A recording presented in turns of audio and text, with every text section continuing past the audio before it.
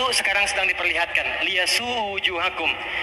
Persis sekarang orang-orang itu seperti di era Nabi yang membayangkan ini nggak bisa ditembus, bentengnya kokoh, intelijennya kuat, sadapannya di mana-mana. Tapi ternyata dunia yang melihat kokoh itu ditunjukkan oleh Allah hanya dengan bahasa mereka. La syirzimatun qalil. Ini bahasanya Firaun. Ini kan cuma ormas kecil, nggak sebanding. Ormas kecil yang nggak sebanding ini ternyata telah bisa mengintersep semua bagian-bagian itu. Dia bisa tembus bentengnya, dia masuk ke dalamnya. Liyasu'u wujuhakum. Tujuannya bukan untuk menunjukkan mereka mampu, bukan untuk menggugah dunia kalian kemana saja. Yang kalian anggap itu hebat, itu mampu, itu dahsyat, ternyata bisa ditembus, dipermalukan di wajah dunia. Janji Allah tiba. Baik, cepat saja.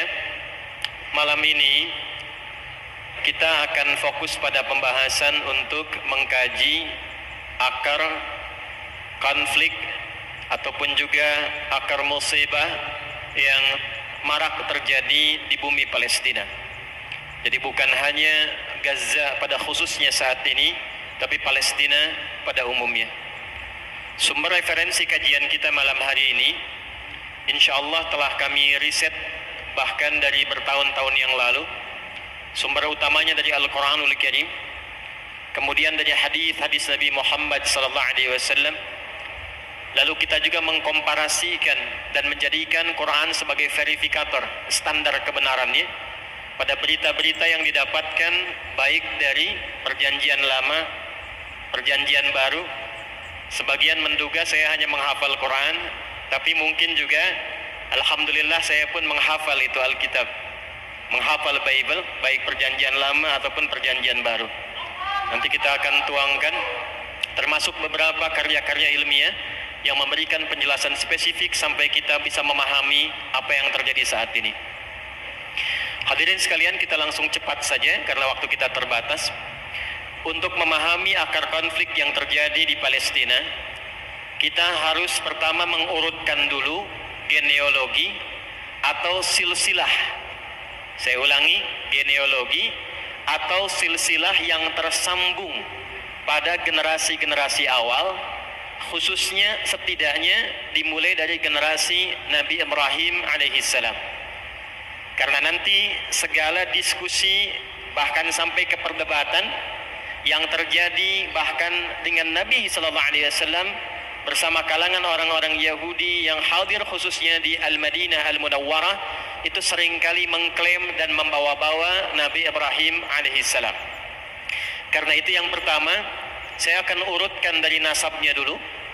Nabi Ibrahim, saya naikkan ke atas sampai dengan ketemu wilayah Palestina.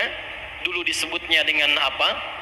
Kemudian ini akan menjawab klaim kekinian yang memberikan kesan kepada kita bahwa bumi suci Palestina itu milik golongan tertentu atau komunitas tertentu. Seperti apa jalannya dan gambarannya, ini yang coba kita akan turunkan nasabnya dulu. Akan lebih jelas bila nasab ini tidak sekedar diucapkan, tapi saya akan coba tuliskan, sehingga dengan penulisan ini teman-teman bisa lebih memahami jalurnya, kemana jalurnya, atas dan ke bawahnya, seperti apa gambarannya, dan dengan itu mudah kita insya Allah untuk mencertanya.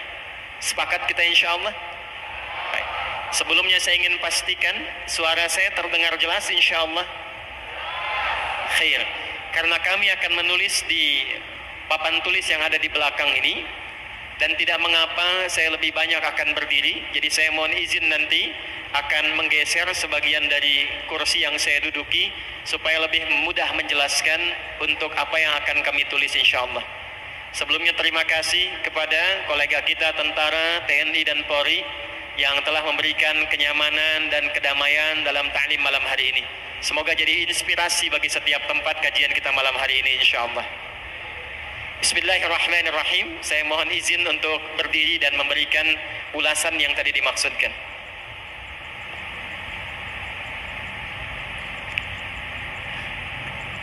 Ini kelihatan? Belakang kelihatan? Oh, kelihatan. Alhamdulillah. Belum saya tulis sudah kelihatan deh. Imannya kuat sekali di belakangnya. Saya qadarallah tingginya segini. Jadi nanti mohon izin kalau ada batasan atas ya untuk saya memberikan tulisan. Ini kemampuan yang maksimal saya bisa lakukan. Jadi di sini saya tuliskan Nabi Ibrahim alaihissalam. Ibrahim.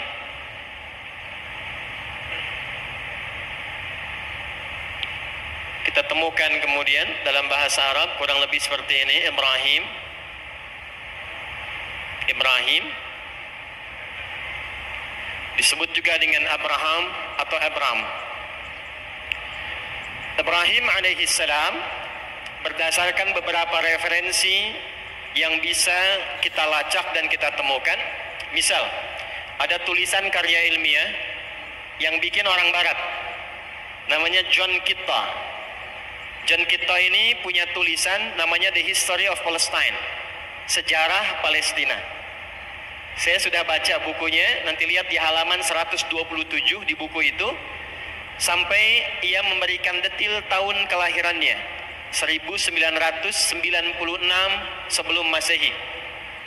Ini lahir tahun 1996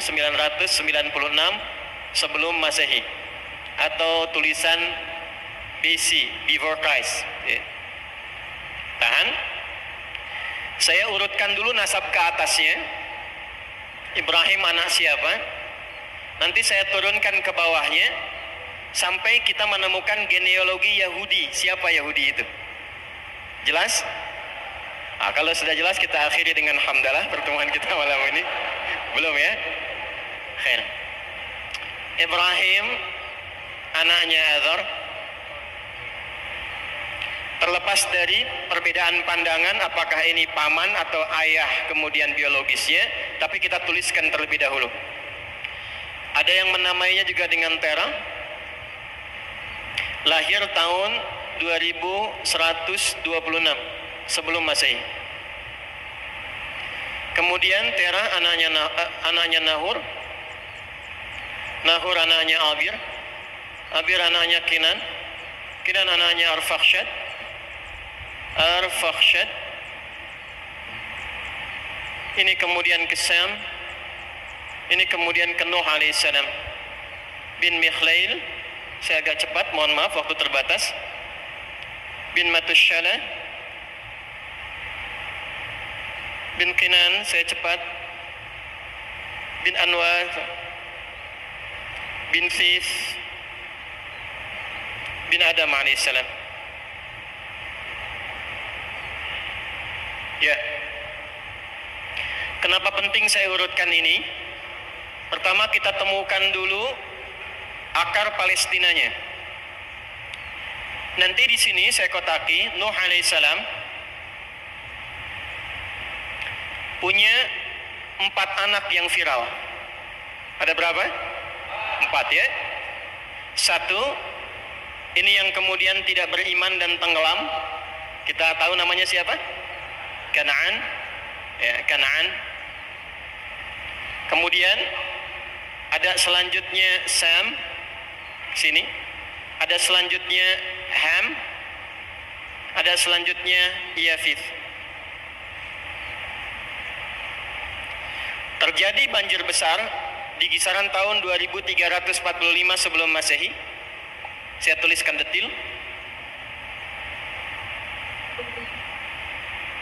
Tersapu semuanya, termasuk nanti bangunan Ka'bah yang telah ada bahkan sebelum Adam diturunkan.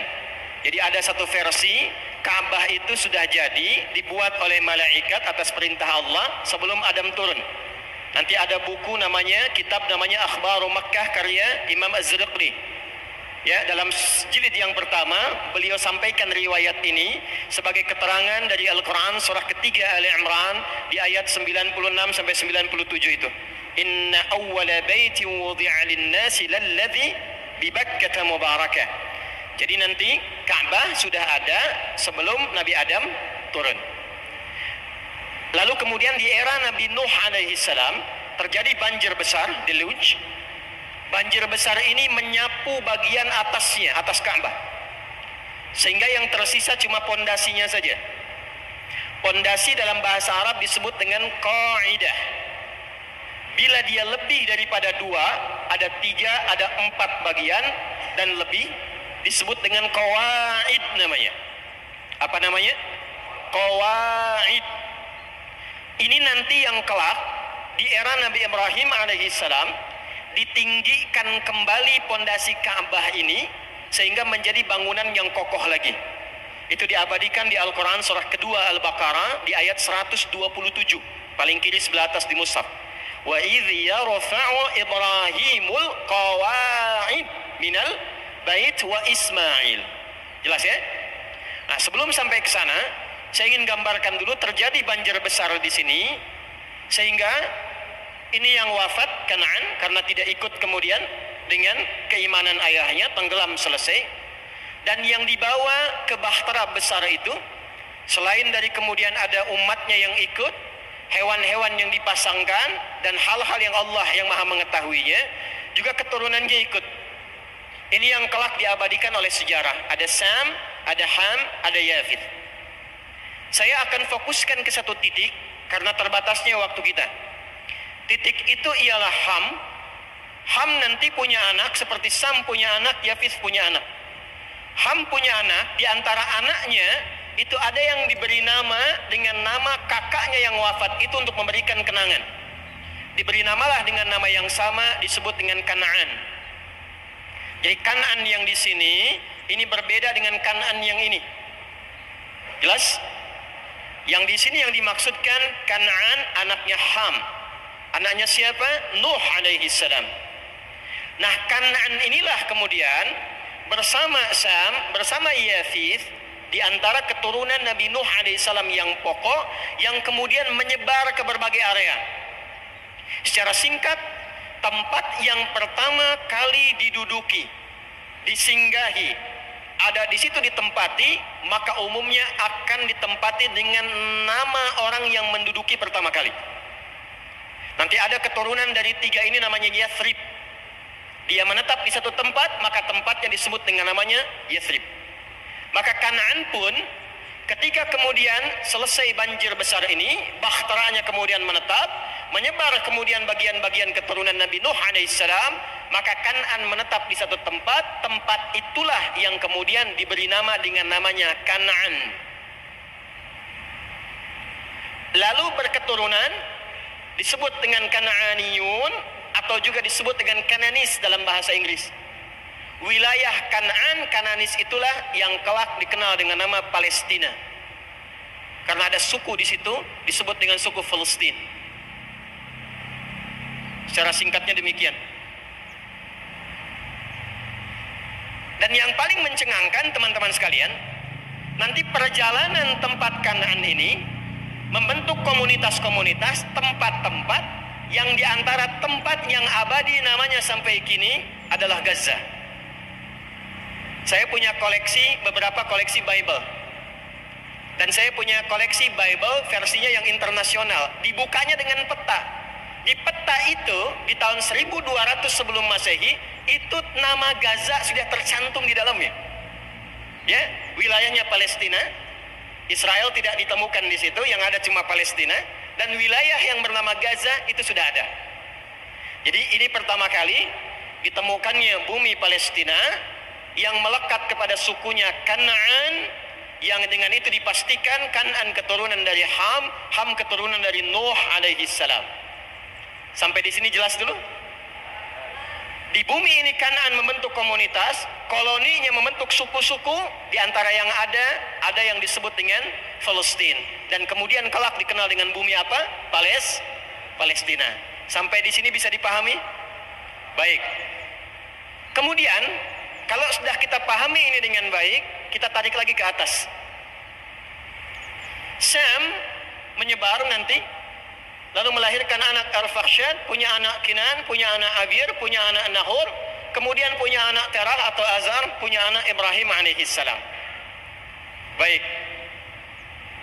Saya turunkan dulu ke sini, teman-teman sekalian, nanti untuk kita mengetahui dengan baik. Sebelum ke sini Ibrahim lahir tahun 1996 sebelum Masehi. Lahirnya di sebuah daerah namanya Ur di Babilonia. Ur, Babilonia. Di mana Babilonia berada? Babilonia itu kalau sekarang di tepian sungai Efrat. Bahasa Arabnya Furat. Dulu di wilayah ini ada peradaban yang cukup besar tersambung ke Yunani disebut dengan Mesopotamia, sekitar 4000 tahun sebelum Masehi. Namanya Mesopotamia. 4000 tahun sebelum Masehi. Ini ada di tepian antara Efrat dan Tigris, ya, Dajlah dan Furat, yang kemudian mengalami penurunan sampai pecahannya di tahun kurang lebih 2000 sebelum Masehi. Itulah yang kemudian pecahannya melahirkan Babilonia. Di tahun inilah sekitar 2000 Masehi, ya, nanti yang menemukan dan menguasai wilayah itu 2024 sebelum Masehi. Persiapan untuk mendirikan ini, rajanya disebut dengan Namrud namanya. Yang kelak akan diabadikan kisah Namrud yang terkait dengan Ibrahim itu pertama kali disebutkan di Quran surah kedua Al-Baqarah di ayat 258, paling kanan sebelah atas di mushaf. Tahun 2000 sebelum Masehi berdiri Babilonia. Kalau sebelum Masehi itu kan hitungannya mundur ya, 1199 terus ke bawah.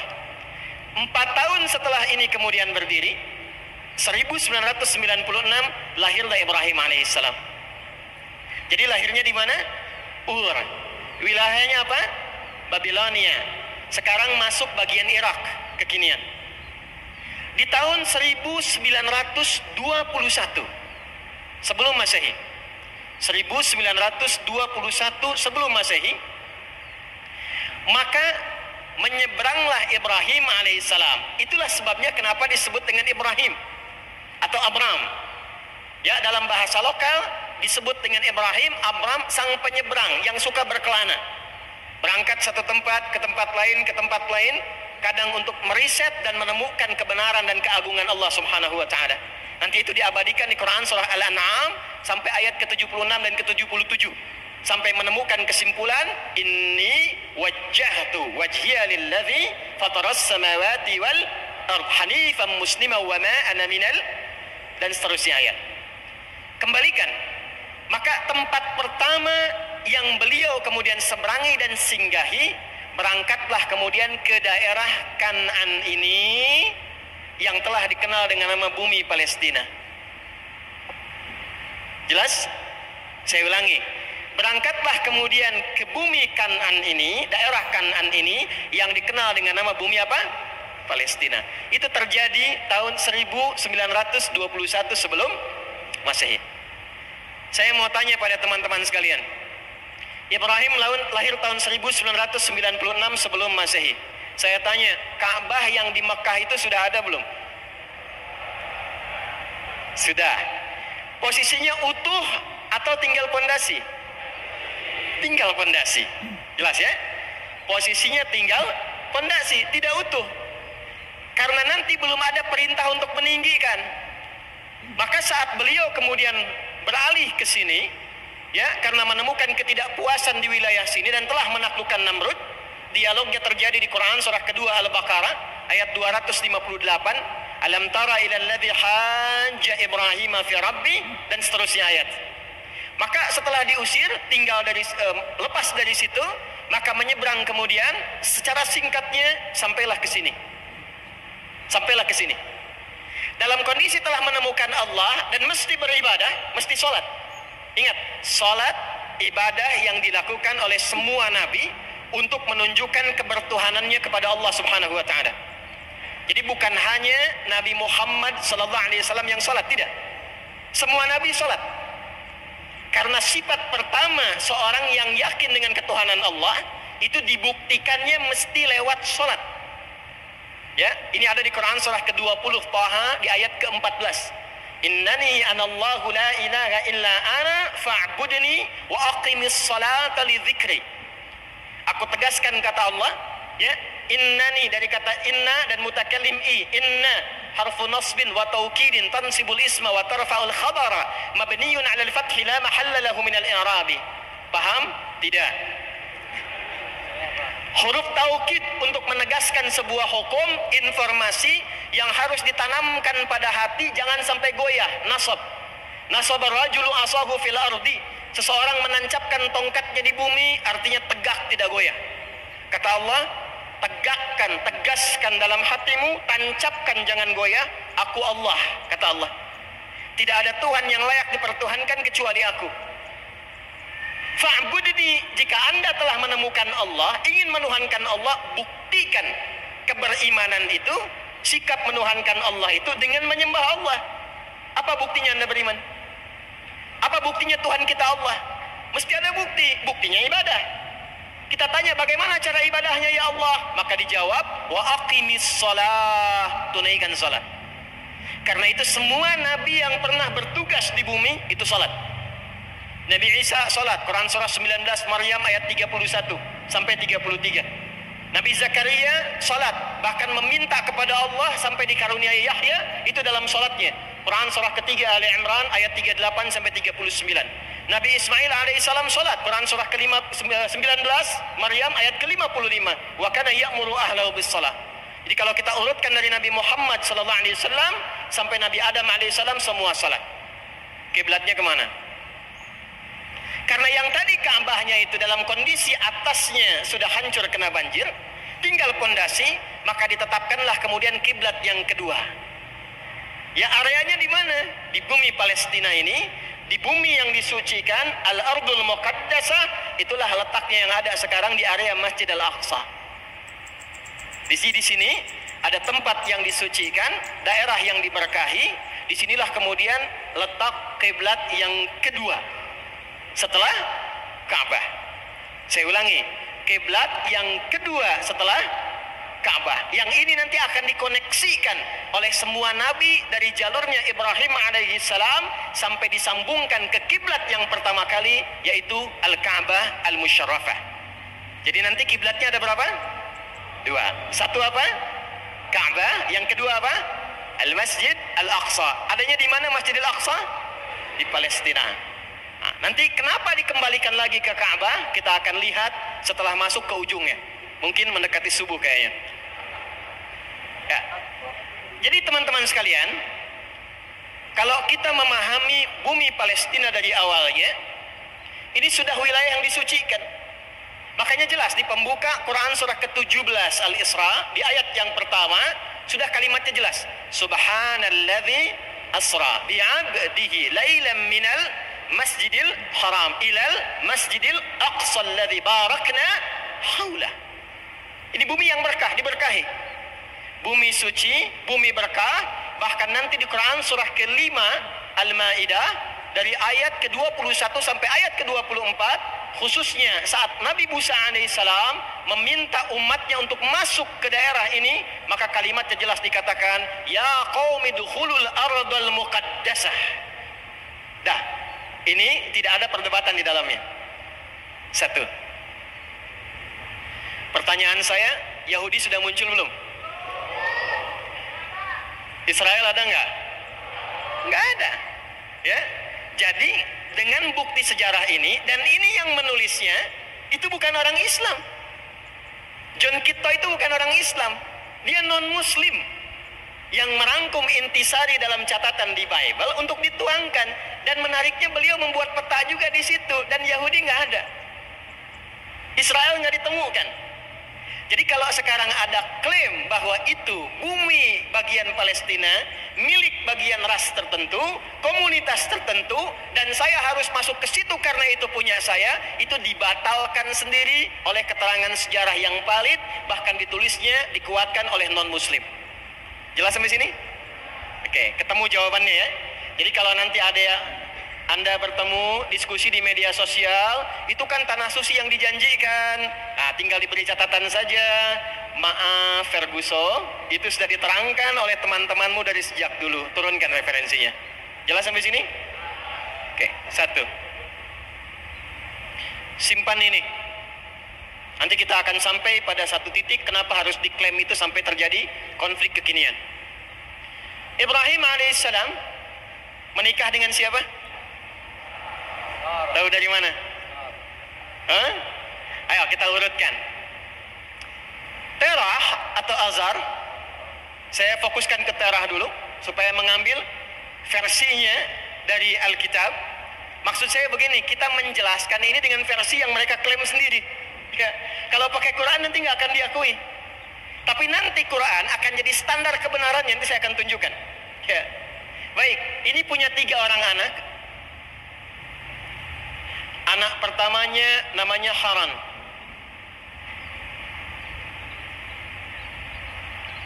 Anak keduanya diberi nama dengan nama ayahnya, Nahor.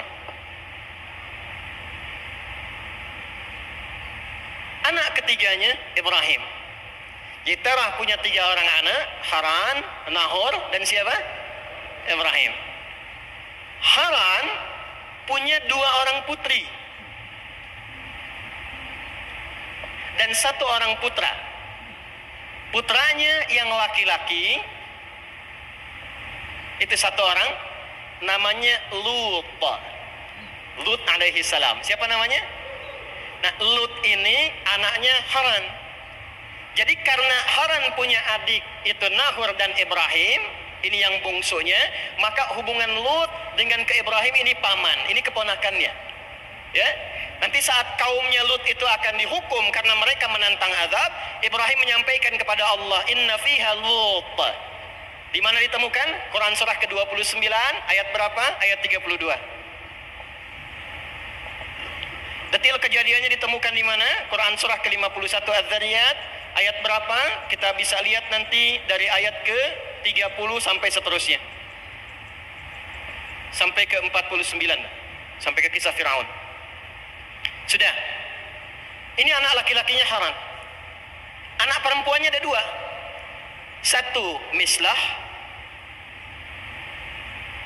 Yang kedua Sarah. Yang kedua Sarah. Jelas?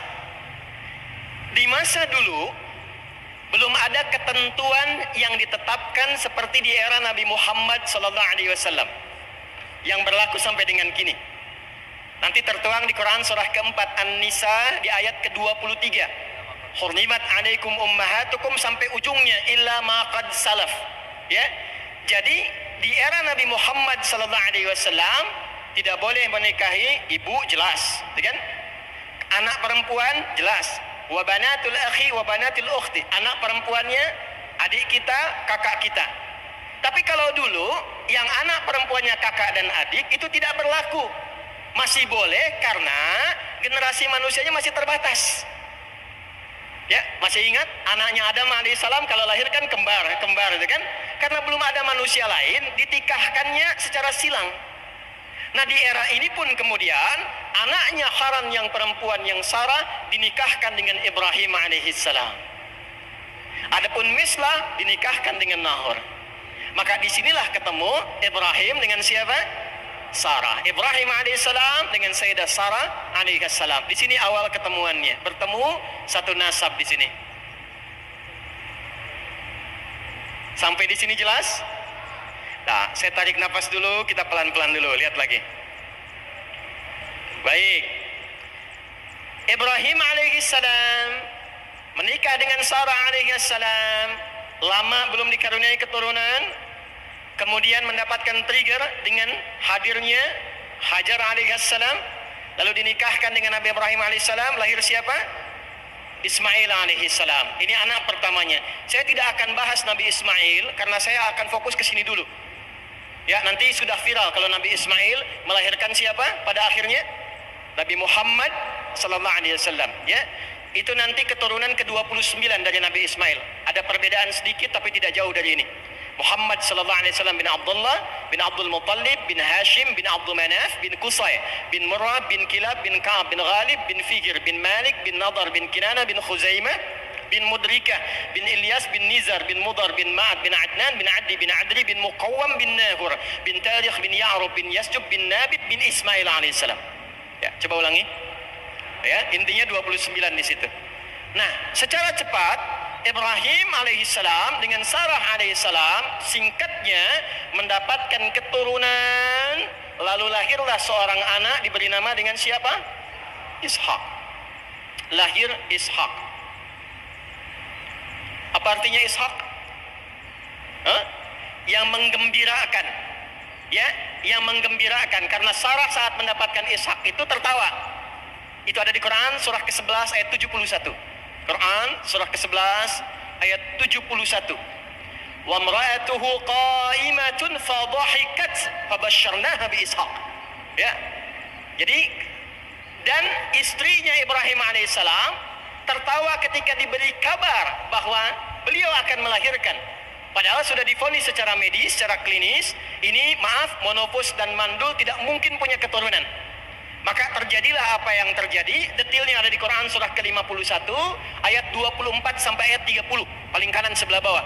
Hal ataka hadithu dhaifi Ibrahim, sampai ke bawahnya bi ghulamin alim. Baik, fadhahikat, maka Sarah tertawa, maka diberikanlah oleh Allah anugerah seorang anak yang akan memberikan kegembiraan sampai ia tertawa selama hidupnya. Anak yang cerdas, jenius, Ishak.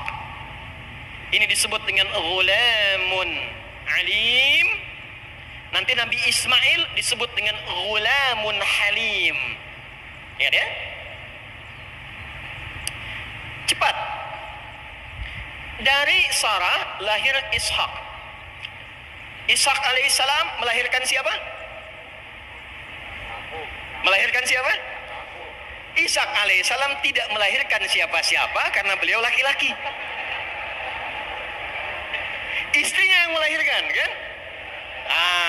Siapa nama istrinya? Bu Ishak, gampang aja. Saya tanya anak-anak SD, ya, istrinya Nabi Ismail namanya siapa? Bu Mail Ustaz, katanya. Masya Allah. Ya. Istrinya Nabi Ishak namanya Rafqah. Rafqah. Sudah? Rafqah punya abang namanya Laban. Laban punya anak 4 perempuan.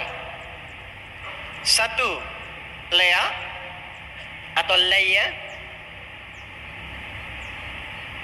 2 Rahil atau Rahilah. Nah, ada versi yang ketiga dan keempat ini bukan anak perempuan aslinya, tapi asisten untuk membantu 2 yang di atasnya. Yang ketiga ini Zulfa. Yang keempatnya Bilha atau Balha. Kita temukan Lea, Rahil, Zulfa, Bilha. Anak siapa ini? Anaknya Laban. Siapa Laban? Abangnya Rafqah. Siapa Rafqah? Istrinya Ishak. Nah, kelak kemudian Ishak alaihissalam dan Rafqah kemudian dipersatukan menikah, melahirkan anak. Anak yang viralnya ada 2 nanti. Yang paling viral di antara 2 ini salah satunya. Yang pertama, anak pertamanya Aisyu. Ini yang kelak nanti akan ke Eropa mengembara. Anak keduanya ini tokoh sentral kita, yaitu Yakub alaihissalam. Yakub.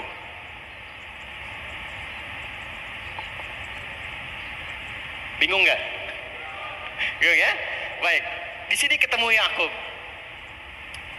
Yakub ini seorang nabi, rasul, hamba Allah yang taat.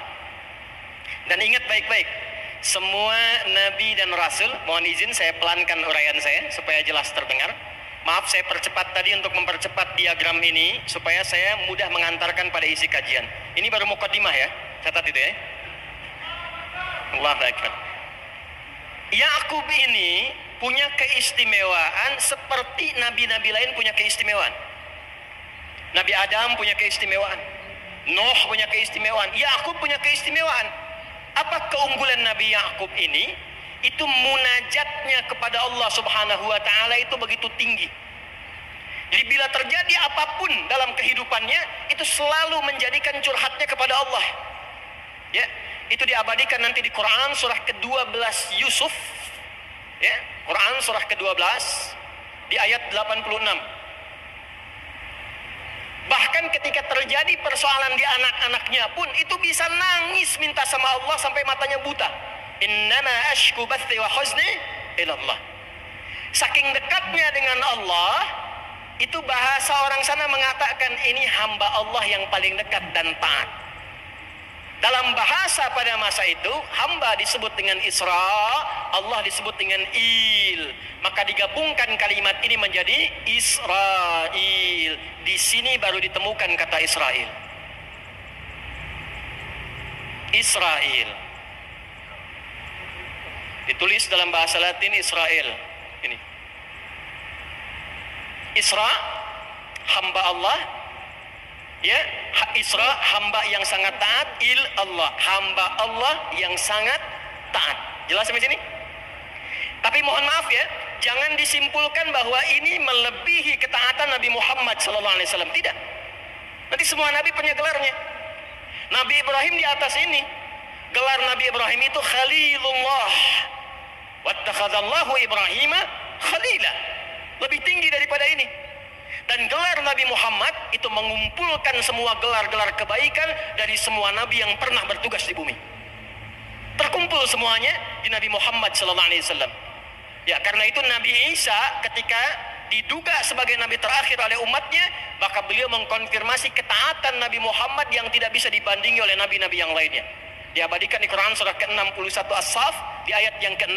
Wa mubasysyiran bi rasuli ya'ti min ba'di ismuhu Ahmad. Ahmad itu isim tafdil dari kata Hamid yang sangat kuat hubungannya dengan Allah Subhanahu wa taala. Ini kita temukan Israel. Sudah simpan dulu ya.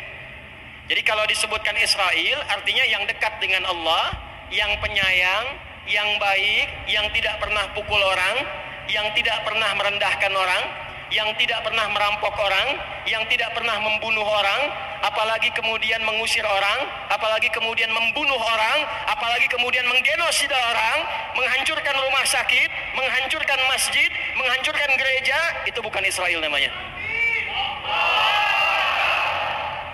Maaf ya, saya tegas menyampaikan ini karena di kitab mereka disebutkan begitu. Paham? Dan hari-hari ini YouTube saya sudah mulai sedikit-sedikit statistiknya diperlambat. Karena sudah berapa edisi membahas tentang Palestina. Kemarin kita bahas dalam live, tiba kemudian setelah live, itu di-halt oleh YouTube, sampai yang Anda temukan cuma 1 menit 7 detik di akhir saja. Itu ditahan sampai menjelang malam. Karena kajiannya sangat sensitif menjelaskan tentang akar-akar manipulatif Yahudi di masa lalu. Ya, malam ini mudah-mudahan lancar ya. Nah ini Israel. Kemudian Israel Yakub punya anak tidak? Tuh, udah mulai bingung nih. Punya anak tidak? Punya. Melahirkan tidak? Melahirkan tidak, ya. Nabi Yakub laki-laki baru punya istri dulu, melahirkanlah istrinya itu keturunan. Maka dengan siapa Nabi Yakub itu menikah? Tidak tanggung-tanggung, yang 4 ini yang anaknya Laban menjadi istrinya Yakub alaihissalam. Tenang ya ibu-ibu yang di bawah, kita tidak membahas poligami ya. Kita hanya membahas fokus ke kajian ini saja. Satu tadi, siapa namanya anak Laban yang pertama? Lea atau Leia, Lea atau Leia. Sudah, saya agak cepat karena kita baru mau mukadimah yang kedua. Leia dengan Leia punya 6 orang anak. Ada berapa? 1 Ruben. Tidak pakai onsu. Maaf. Ruben saja atau Rabin. 2 Shem'un atau Simeon atau Simon. Ya, jadi kalau ada yang namanya di barat Simon, ya, juri AGT itu, ya, atau Simeon, dulu pelatih Atletico Madrid Diego Simeone, ya. Saya hafal tapi saya nggak pernah nonton, ya. Itu Simeon, Simon itu nasabnya ke nama ini Shem'un. 3, ingat ini penting sekali ya. Saking pentingnya tuh tipis tuh spidol udah mau habis tuh, ya. 3 Levi atau Lewi. 4, saya kotaki yang ini Yahuda. 4 siapa? Yahuda. Ini saya kotaki. Nah, saat mendapatkan 4 orang anak ini, itu menduga Lea sudah tidak akan melahirkan lagi. Karena itu meminta kepada suaminya, ini istri luar biasa, minta pada suaminya supaya keberkahan ajarannya itu semakin banyak dinikmati oleh orang banyak. Pak, nikahin lagi aja yang lain. Maka dinikahinlah kemudian, ini kesini ke bawahnya, ya. Ada Rahil, ada Zulfa, ada Bilha. Ternyata ketika menikah dengan ini punya anak lagi 2. Maka yang kelima ini ada Izzahar. Yang keenam ada Zabalun. Ini 6 orang anak, Ruben, Shim'un, Levi atau Dewi, Yehuda, Izzahar dan Zabalun dari Lea. Dari Rahil dilahirkanlah 2 orang anak. Dan ini yang paling viral dan tercantum kisahnya dalam Al-Quran. Yang pertama adalah Yusuf alaihissalam. Yang kedua Bunyamin. Kalau ada yang namanya Bunyamin atau Benyamin, dia atau Bang Ben, Beni, gitu. Ini kesini nasabnya. Ya, kesini. Termasuk Tolut nanti nasabnya kesini. Nanti saya turunkan bagian-bagiannya. Tolut yang melahirkan Daud, yang melawan Goliat, itu keturunan dari Benyamin. Ya. Kemudian saya cepat dari Zulfa. Kemudian lahir 2 anak lagi. Satu Zad atau Gad. Yang kedua Ashur. Dan dari Bilha lahir 2 anak juga. Satu Dan, ada yang menyebut Dian. Jadi versi laki-laki Dan, versi perempuannya Dian. Ya. Yang keduanya Nefiti.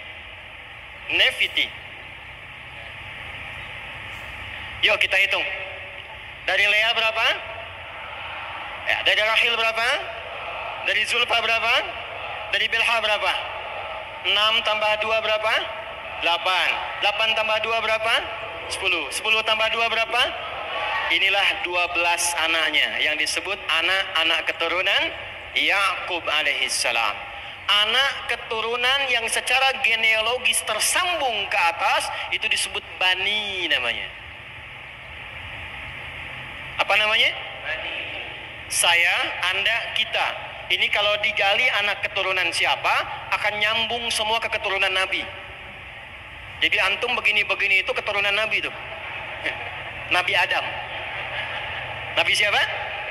Maka kita semua disebut dalam Al-Quran dengan Bani Adam.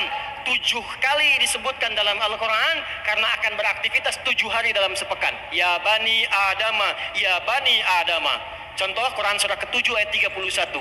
Ya Bani Adama khudhu zinatakum inda kulli masjid. Karena ini anak keturunannya ke Yakub, anak langsung asbab nyambung ke atasnya. Dari ibu itu asbab nyambung ke atasnya. Lalu mereka kemudian secara genealogi nyambung ke atas ke Yakub, gelarnya Israel, maka disebut dengan Bani. Jelas sampai sini?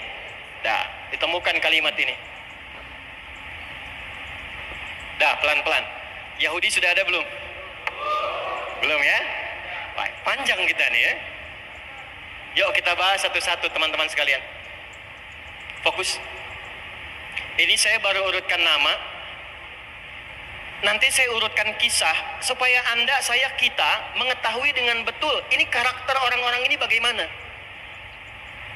Dan karakter itu nanti akan diperjelas dalam Al-Quran.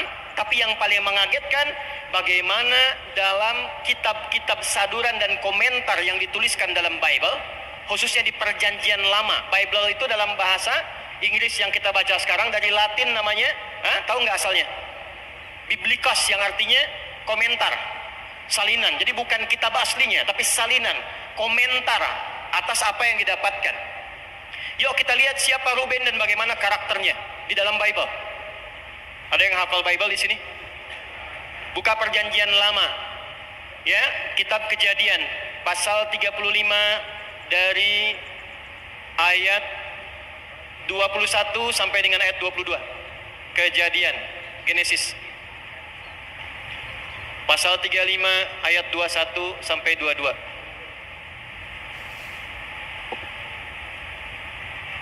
Lalu kita bandingkan dengan Al-Quran. Ya, lihat baik-baik nih ya. Kita bandingkan dengan Al-Quran. Di sini kita akan temukan bijaknya kalimat Nabi Muhammad SAW.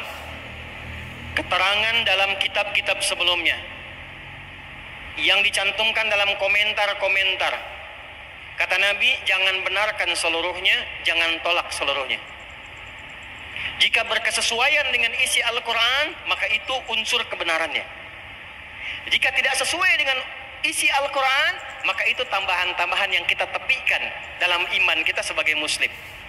Ingat, kita tidak diminta untuk mencela, tidak diajarkan untuk merendahkan, tapi hanya diajarkan dan dituntut untuk mencari kebenaran. Dan dengan cara yang benar. Jelas? Dituntun mencari kebenaran dengan cara yang apa? Benar. Maka turunlah Quran. Perhatikan baik-baik surah kelima di ayat ke-48 itu. Al-Maidah. Quran surah 5 ayat ke-48. Wa anzalna ilaikal kitaba bil haqq musaddiqan lima baina yadayhi minal kitab wa muhaiminan alaihi. Ya Muhammad sallallahu alaihi wasallam, demi keagunganku kata Allah, telah aku turunkan Al-Quran kepadamu dengan hak, mutlak kebenarannya. Kitab ini aku jadikan sebagai verifikasi untuk menemukan kebenaran yang tercantum di kitab-kitab sebelumnya yang sampai informasinya kepada kamu sekarang. Jadi kalau nyari Taurat yang asli nggak akan ditemukan. Injil yang asli nggak akan ada. Yang ada itu catatan-catatan orang-orang yang mendapatkan informasi dari situ. Dari mana taunya kebenaran catatan itu? Kalau di kita kan ada sanad. Contoh gini nih, contoh. Antum pernah dengar hadis gini nggak? Khairukum man ta'allamal Qur'ana wa 'allamah. Yang terbaik di antara kalian adalah orang yang belajar Al-Quran dengan sungguh-sungguh dan mengamalkannya. Pernah dengar hadis itu? Dari siapa? Kan nggak pernah ketemu Nabi, ya? Tapi hadisnya ada di Sahih Al-Bukhari. Al-Bukhari itu mencatat keterangan dari Nabi, tapi kan nggak pernah ketemu Nabi. Dari mana dapatnya? Maka Al-Bukhari menerima dari Syu'bah. Syu'bah menerima dari Alqamah bin Marsad. Alqamah bin Marsad menerima dari siapa? Sa'ad bin Ubaidah. Sa'ad bin Ubaidah menerima dari siapa? Abu Abdurrahman As-Sulami. Abu Abdurrahman As-Sulami menerima dari siapa? Dari Utsman bin Affan radhiyallahu ta'ala anhu. Utsman bin Affan menerima dari siapa? Dari Nabi Muhammad sallallahu alaihi wasallam. Itu yang disebut dengan sanad namanya. Jadi di kita itu walaupun cuma catatan, informasinya tersambung sampai ke sumber pokoknya. Dan dahsyatnya ayatnya masih ada yang aslinya. Di ayatnya ada, tidak pernah berubah, diteruskan. Hubungan jalur yang menyambungkan kita ke sumber aslinya itu disebut sanad namanya. Imam Muslim bikin kitab Sahih Muslim, 43 topik, 9 jilid karya Imam An-Nawawi syarahnya. Di jilid pertama diberikan keterangan komentar di mukaddimah, Babul Isnad Minaddin. Ciri khas orang Islam itu semua informasinya tersambung dan punya sanad. Nah di sini nggak ditemukan. Makanya kalau ingin menjadikan timbangan, cuma Al-Quran yang bisa dijadikan timbangan. Karena ini yang paling valid, yang bisa ditelusuri. Kitab aslinya masih ada, tidak pernah berubah. Dari zaman Abu Jahal sampai sampai sekarang masih sama. Alif Lam Mim, alam sampai sekarang nggak ada yang berubah. Makanya kata Allah ini jadi timbangan. Tapi kalau ada yang menolak begini, kan tidak mungkin non-muslim mengakui Quran. Kaidahnya kan begitu. Maka dibalik oleh Allah. Kalau tidak percaya, silahkan riset. Temukan kekurangan dalam Al-Quran, cari kelemahannya, buktikan kalau itu adalah seperti yang Anda tuduhkan karya manusia, cari semua kelemahannya, maka Anda tidak akan temukan. Bahasa singkatnya, kalau Anda menuduh Quran ini rekayasa manusia dan sebagai catatan saja, maka buat yang semisal Al-Quran satu surah saja. Kalau manusia yang dulu bisa bikin, yang sekarang pun tentu bisa akan buat. Jelas sampai sini? Oke, standarnya jadi apa? Al-Quran. Sekarang lihat Kejadian pasal 35 ayat 21 sampai 22. Saya bulati yang ayat 22 saja.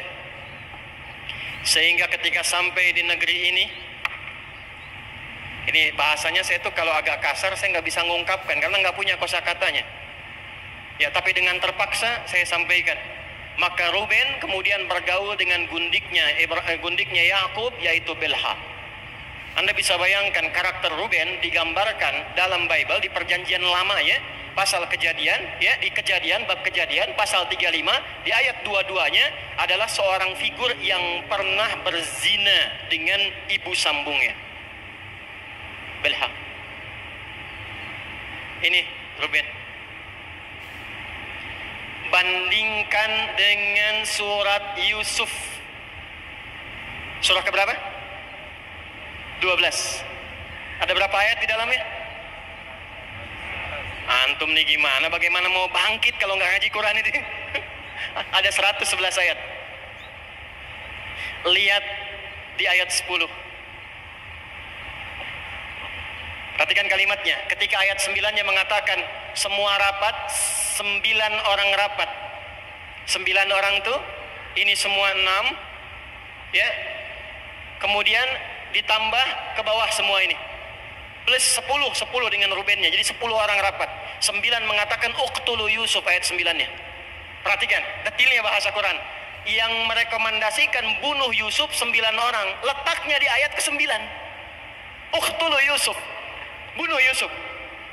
Supaya dia dijauhkan dari ayah kita. Supaya kasih sayangnya fokus ke kita. Tapi ayat 10-nya qala qailum minhum. Seorang di antara mereka berkata, la taqtulu Yusuf, jangan bunuh Yusuf. Ya. Alquhu fi ghayabatil jubbi yaltaqithu ba'dus siyarah. Cukup lemparkan ke tempat gelap. Kan motifnya itu cuma menjauhkan Yusuf dari bapak, nggak usah dibunuh, dosanya kegedean.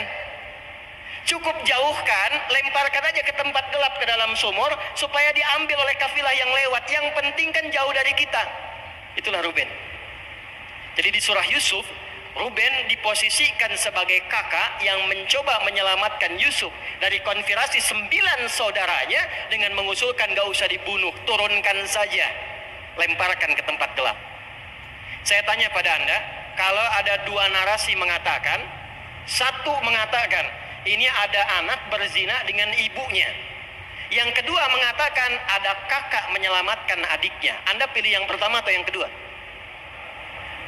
Itulah sebabnya Quran memuliakan keluarga ini dan menyifati mereka memang punya konflik dalam kehidupan mereka, memang punya niat-niat yang kurang baik, tapi tidak melampaui batas-batas itu yang kelak akan ditaubatkan oleh ayahnya Yakub. Jadi karakteristik Ruben digambarkan dalam kitab mereka sendiri sebagai pribadi yang pernah berzina dengan ibu sambungnya, yaitu Bilha. Jelas sampai sini? Oke. Syam'un, Levi. Ini maaf ya, saya coret dulu Ruben, karena dari peristiwa ini Yakub tidak menjadikan kepemimpinan suku yang 12 kepada Ruben. Versi pertama diberikan ke Yusuf, versi kedua diberikan pada Yahuda. Syam'un, Levi. Ini pun digambarkan, dilukiskan dalam kitab mereka sendiri punya persoalan. Perhatikan karakternya, perhatikan. Maksud saya nanti kalau Anda temukan yang sekarang gak jauh dari sini. Ya. Ini digambarkan pernah membantai orang.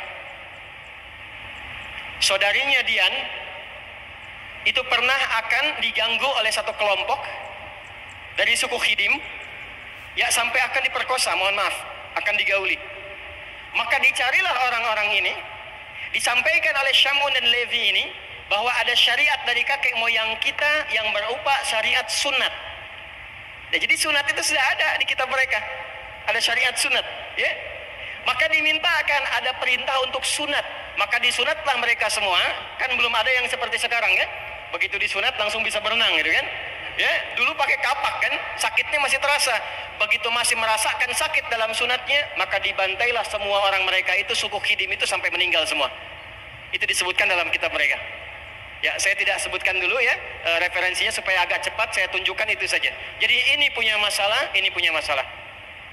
Sebagai hukuman nanti dicoret dari peluang mendapatkan pimpinan di suku, tapi khusus untuk Levi diminta menjadi pelayan dalam hal bab imamat. Makanya nanti bab keimaman turunnya pada generasi Levi yang menurunkan Musa alaihi salam.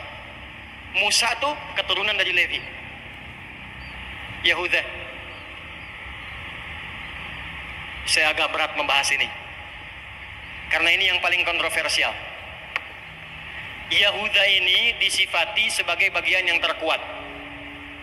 Tapi di kitab mereka sendiri disebutkan orang yang paling urahkan. Jadi dari Yahuda ini nanti turun Daud alaihissalam, Sulaiman alaihissalam, termasuk Isa alaihissalam. Tapi menariknya justru dalam Bible disebutkan Matius di ayat yang pertama sampai 11, perbandingan Lukas pasal 3 ayat 23 sampai 28. Cek aja kalau nggak percaya, saya sudah hafalkan. Perhatikan baik-baik. Maaf ya, dengan kalimat ini teman-teman, saya hanya menurunkan apa yang ada di kitabnya ya. Jadi jangan marah ya. Ini hanya menurunkan saja sebagai informasi. Nanti bandingkan dengan Al-Quran bagaimana membawa narasinya. Yahuda itu disifati sekalipun kuat, tapi sifatnya urakan, bahkan senang cari perempuan. Sampai satu saat dia datang ke rumah bordir. Ini di kitabnya sendiri diceritakan. Dia datang ke rumah bordir, dan ternyata di situ ditemukan satu sosok bernama Tamar. Siapa Tamar ini? Tamar ini menantunya yang menikah dengan turunan anak laki-lakinya. Tamar dilukiskan dalam kitab ini. Tamar itu menjual dirinya ke tempat bordir, ke rumah bordir, dan dia tidak tahu ternyata pelayan yang datang itu adalah bapak mertuanya. Jadi Anda gambarkan bapak mertua Yahuda itu berzina dengan Tamar. Nanti dari situ melahirkan keturunan. Tamar punya 2 orang anak. Yang pertama Peres, yang kedua Zirah. Saya sebut dengan namanya sekalian. Ini yang paling saya tidak bisa terima, saya pribadi ya. Tapi terlepas dari gambaran ini, dari Peres inilah melahirkan siapa? Melahirkan Isa alaihissalam, Yesus. Gak percaya cek di sini. Tapi menariknya dalam Matius itu jumlahnya 41 nasabnya, di dalam Lukas 57. Jadi ada beda 16 nasab sampai ke atas. Kalau kita turunkan habis semua materi kita. Belum ketemu konflik Palestinanya. Ya. Jadi yang mau saya gambarkan ini gambaran-gambaran yang disampaikan dalam Alkitab seperti ini perilakunya. Dalam Islam tidak. Nabi Isa itu begitu mulia. 136 kali namanya disebutkan dalam Al-Quran. Disebutkan dengan sifat yang sangat mulia, lahir dari ibu yang mulia. Makanya Maryam itu dibela oleh Al-Quran, disebutkan sebagai perempuan yang suci. Ya, betul, perempuan yang suci. Wa Maryam ibnata Imran, Maryam. Ada yang membaca dari garis silsilah disambungkan ke Yahuda ke sini. Jadi Yahudi itu umatnya generasi yang tersambung sampai ke Nabi Musa, sampai ke kini, yang kalau ditelusuri generasinya ke sini ke Yahuda. Jelas? Tapi yang lebih kuat, karena generasi ini sudah selesai, sudah bercampur semuanya, sudah berbaur semuanya, secara DNA itu sudah semua menyebar, maka yang paling mudah dipahami timbangannya kembali kepada Al-Quran. Wa muhaiminan alaih. Ini hudna ilaih. Jadi Yahudi itu asalnya sifat, karakter yang menunjukkan komitmen untuk taubat. Yahudi itu orang taubat yang pengen baik lagi, yang pengen tidak musyrik lagi, yang tidak membunuh lagi, yang tidak ngeyel lagi. Itulah Yahudi. Jelas sampai sini? Baik, kita temukan ini ya. Udah. Lalu apa yang terjadi? Diterima taubatnya oleh Allah, lalu turunlah ayat 157. Saya terima taubat kalian semua, kata Allah. Mulai sekarang kalian ikuti petunjuk Musa ini, petunjuk Harun ini, sampai datang Nabi terakhir. Alladzina yattabi'una an-nabiy rasulan nabiyyal ummiyya.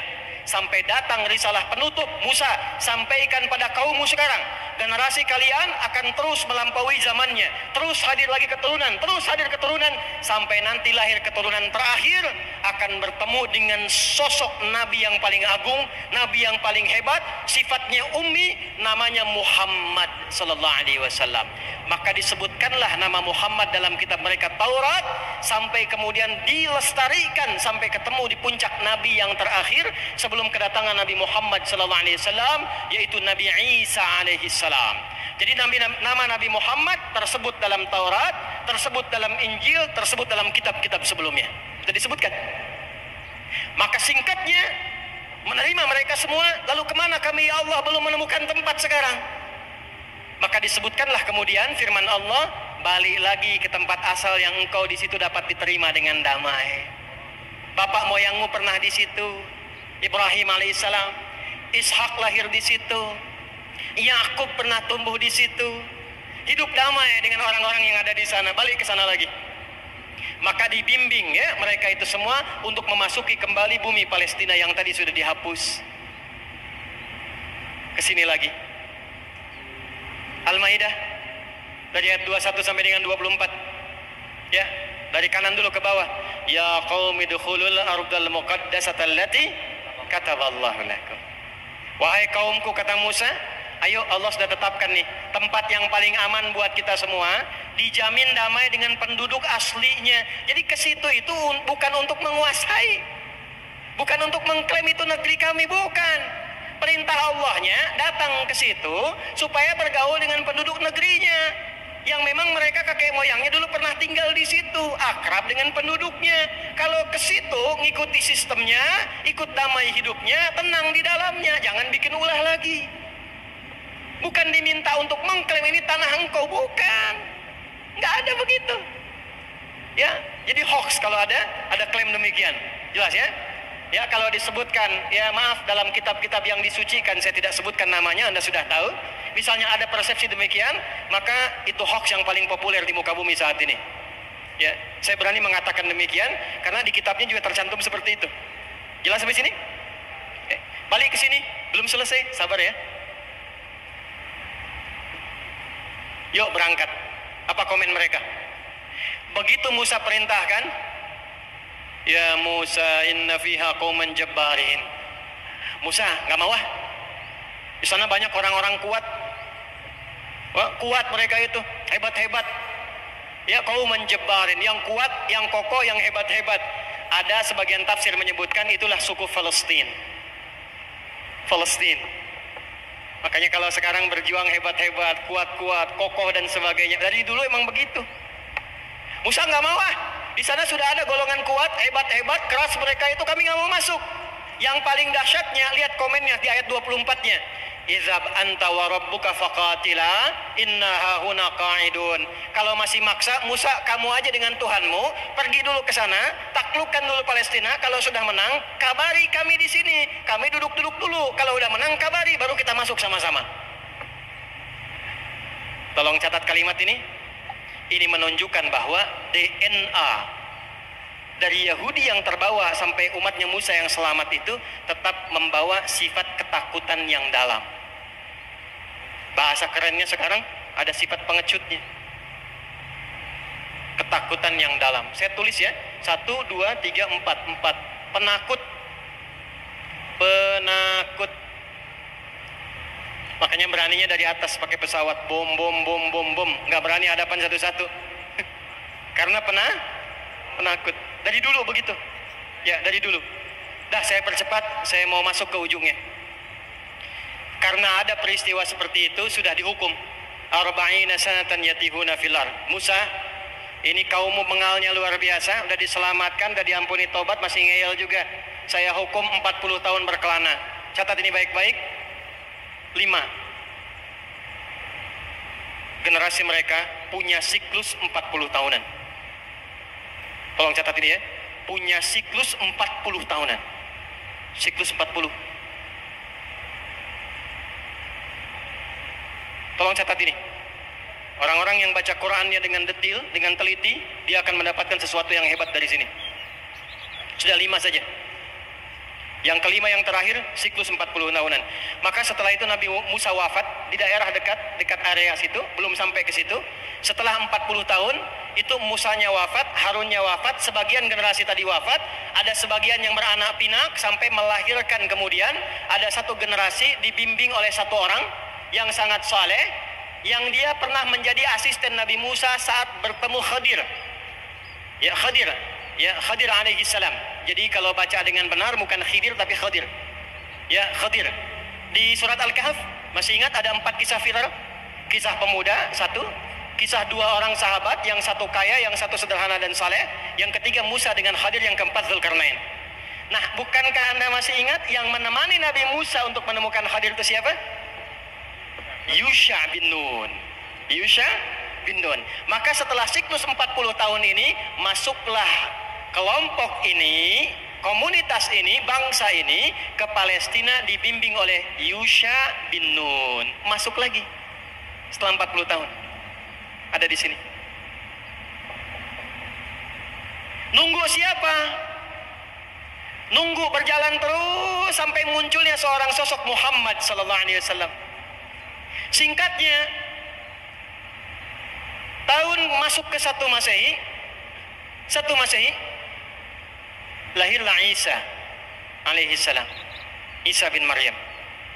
Isa meneruskan risalah Musa. Jadi kalau diurut tadi Nabi Isa, keturunannya kan masih ke generasi ini. Ke Yahuda ke atas. Maka Nabi Isa pun sesungguhnya mendakwahi keturunan yang berasal dari sini tadi. Dari Musa ke Yusha bin Nun, beranak pinak lagi, sampai periodenya Isa alaihissalam. Bayangkan, dari Musa aja kan 1400-an, ya kan?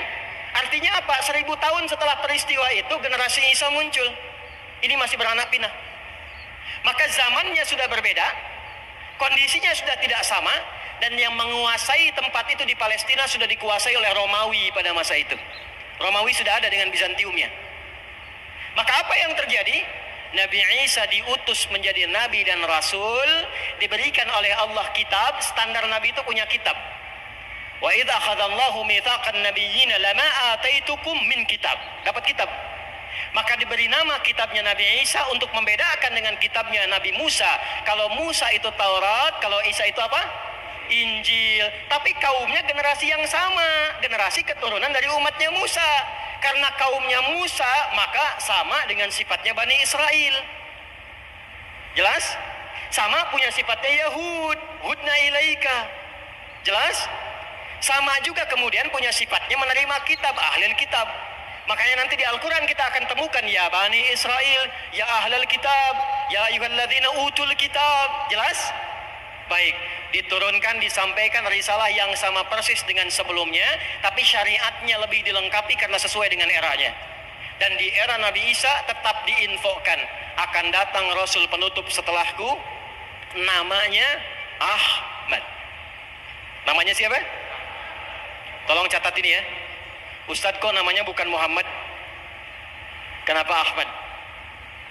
Inilah keistimewaan Nabi yang terakhir.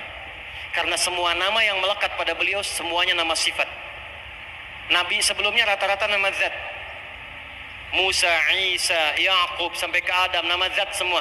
Zat itu nama untuk membedakan satu dengan yang lainnya. Adi ini. Kan? Ustaz Fahmi itu. Adi saya nengok, Fahmi itu. Itu zat namanya. Tapi Fahmi yang jujur, Fahmi yang toleran, Fahmi yang penyabar itu sifat namanya.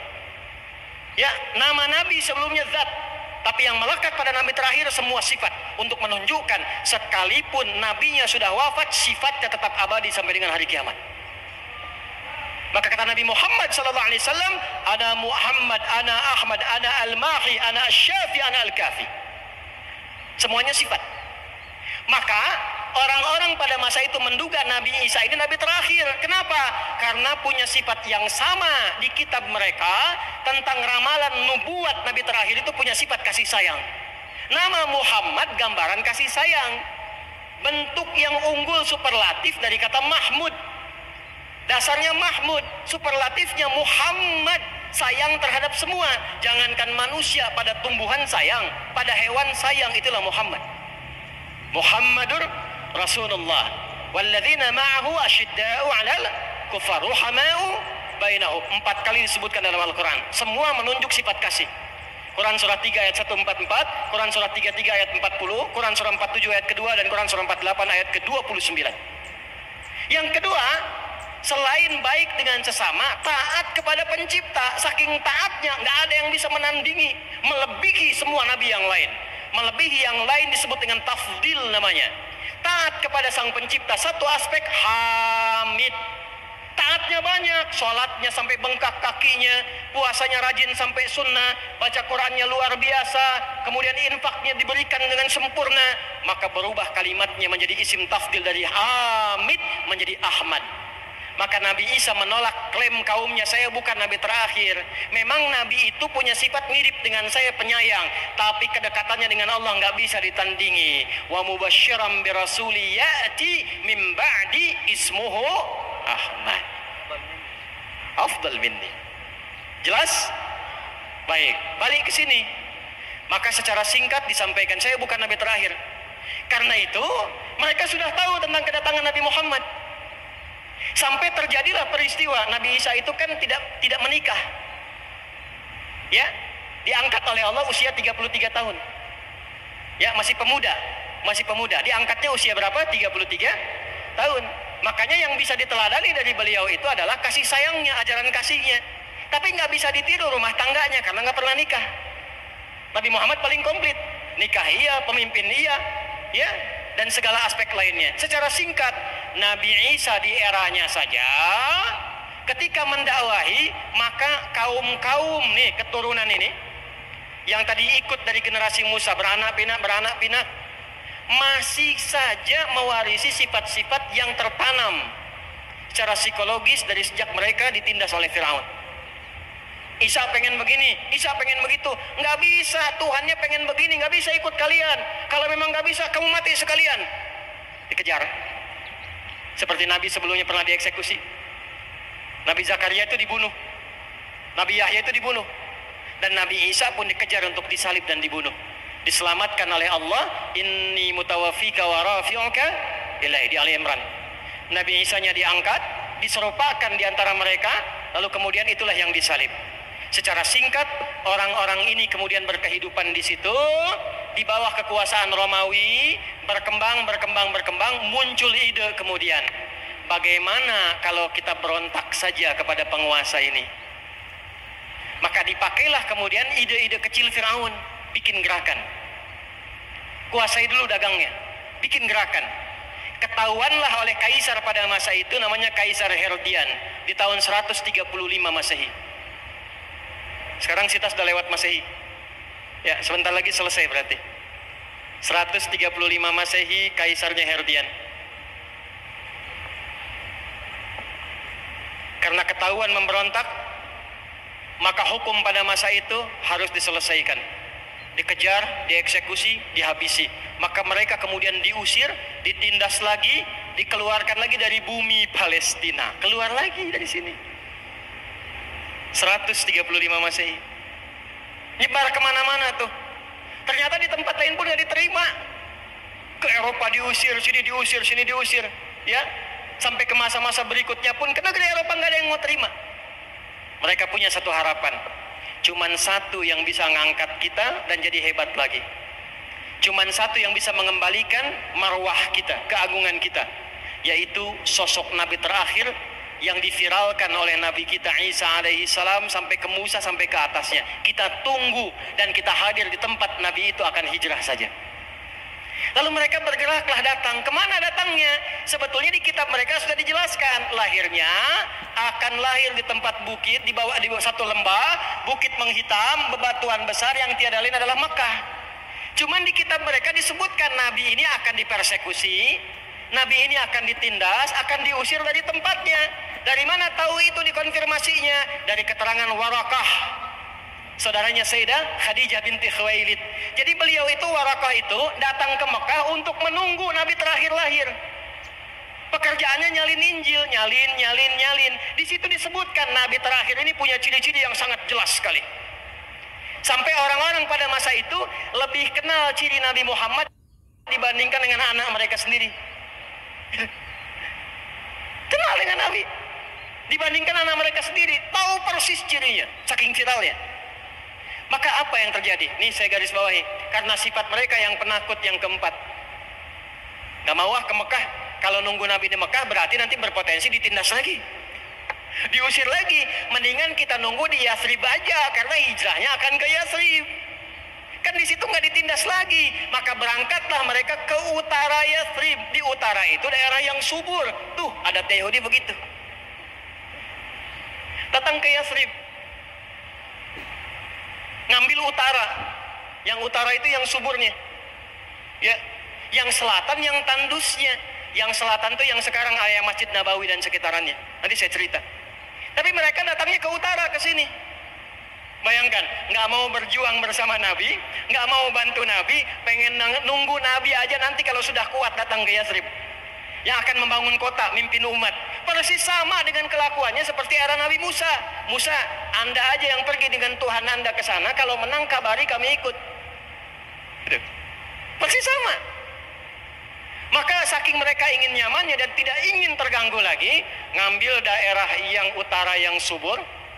Di selatan ini nanti akan diisi oleh orang-orang yang datang dari Yaman. Ada dua suku besar nanti, Aus dan Khazraj. Mereka berdagang, sukses, bagus, kaya, dan Yahudi ngambil yang utara. Saking traumanya dengan perjalanan sejarah masa lalu, maka mereka mulai menetapkan pada masa itu, supaya nggak diganggu lagi, supaya tidak diserang lagi, kita bikin strategi seperti Firaun punya benteng. Maka bikinlah mereka benteng di wilayah itu. 3 suku besar kemudian berhijrah ke wilayah Yathrib yang kelak dikenal dengan Al-Madinah Al-Munawwarah. Jadi Yahudi bukan suku asli di Madinah, bukan. Mereka pendatang. Maka ada 3 yang viral, Bani Qaynuqa, Bani Qaynuqa, Bani Nadir.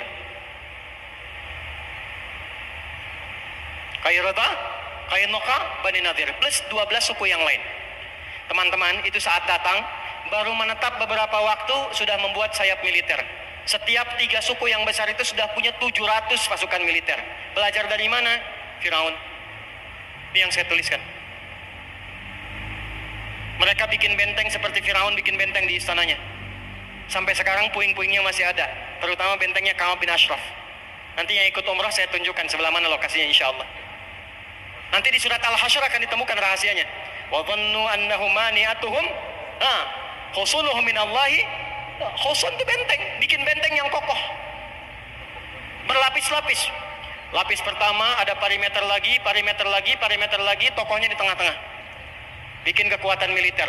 Kalau kita ingin kuat di sini, kuasai militer. Bikin sayap militer, setiap suku punya 700 pasukan.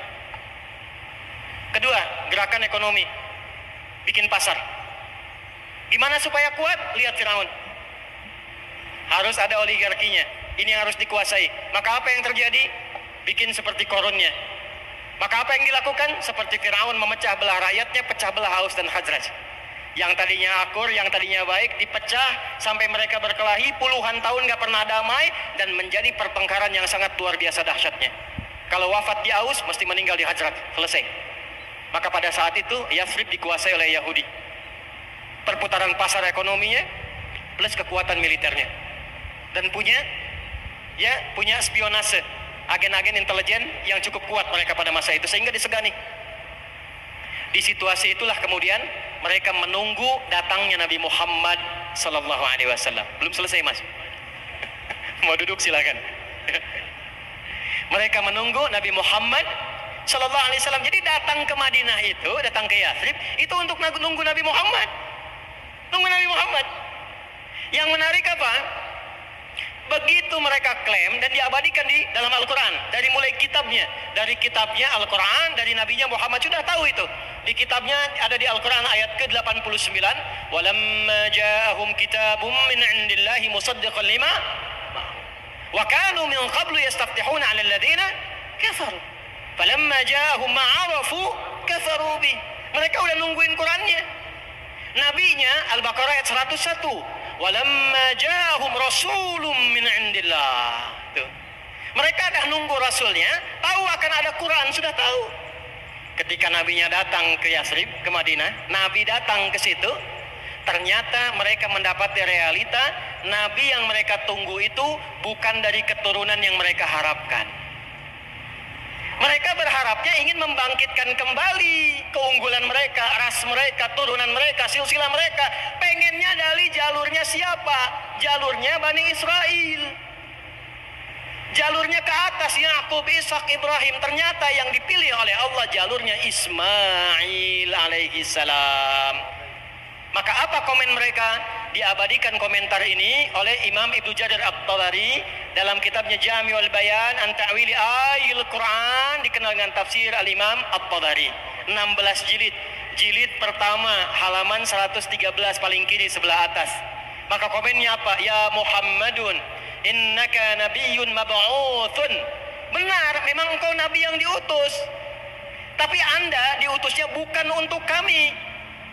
Walakin lasta lana walakinnaka bu'itsta li ghairina.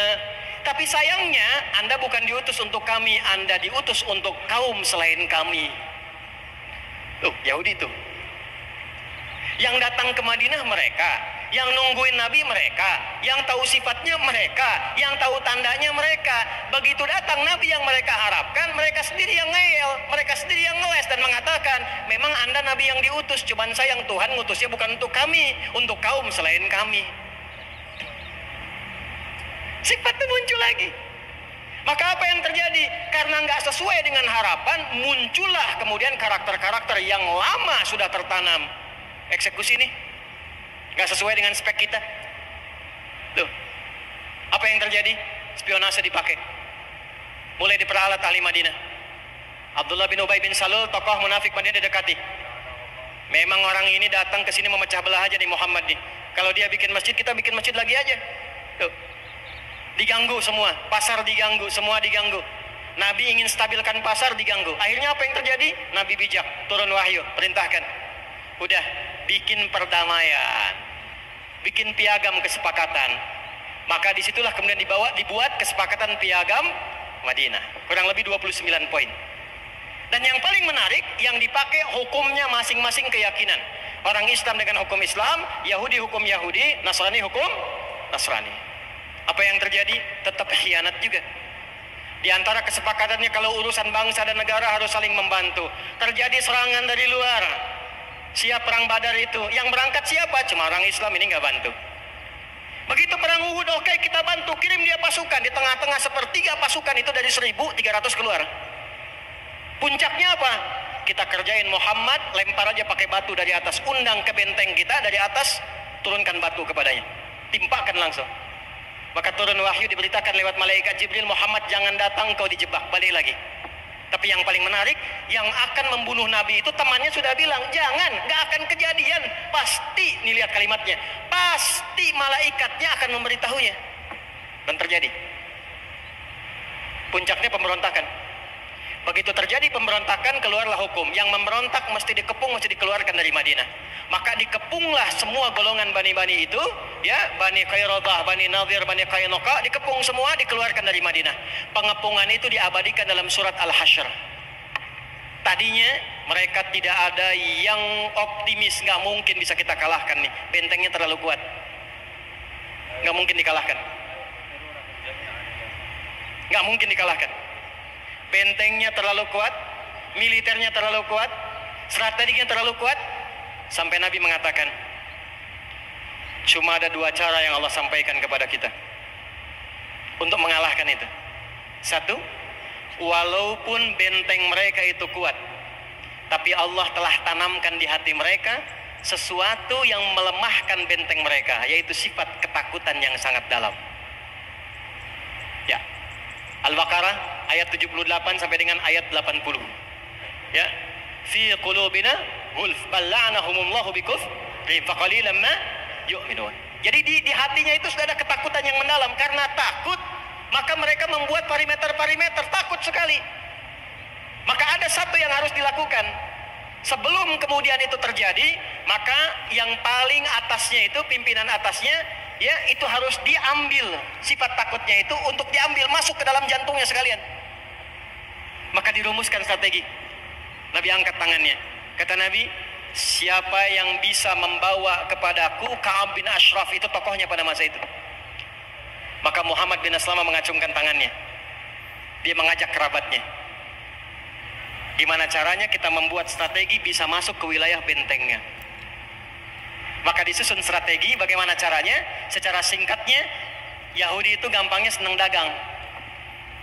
Maka di bawah diplomasi, dia katakan, Ka'ab bin Ashraf, saya mau dagang nih. Ya, engkau kan temannya Muhammad. Enggak, saya udah benci sama Muhammad. Maka nyamar dia. Ya, maka bagaimana caranya? Dia buktikan dengan menghina Rasulullah, tapi sudah minta izin pada Nabi. Satu-satunya manusia yang diizinkan menghina Nabi cuma Muhammad bin Salamah. Satu orang dibolehkan.